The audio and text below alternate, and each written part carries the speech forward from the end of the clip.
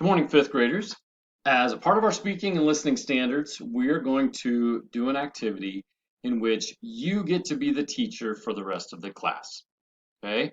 First thing we're going to do is I'm going to have you access Google Classroom. And in Google Classroom, you will see the assignment in our distance learning. I have it posted right here. Now, once you get into the instructions, you're going to simply click on the link for Flipgrid, and it's going to take you to your Flipgrid account. So now, in Flipgrid, you are going to record yourself teaching us something, giving us some sort of instruction. You can show us how to do or to make something. The video must be educational and instructional, kind of obviously, like I said, a how-to lesson. And obviously the video must be school appropriate and also be able to be completed by anyone. Okay? You're going to have a 10-minute time limit in order to show everybody. Use your intelligence, your skills, your creativity, imagination to explain the steps of your task.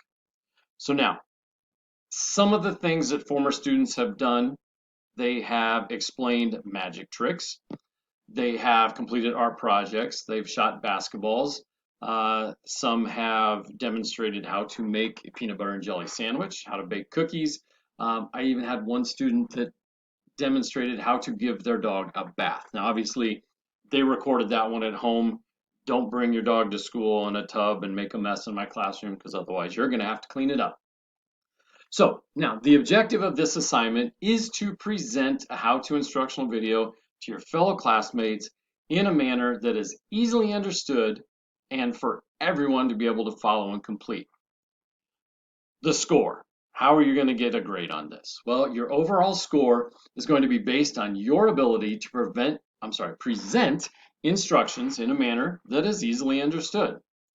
The lesson that we talked about yesterday about how you have to give a thorough explanation on how to do something is very, very important, and it's going to help you be successful with this assignment.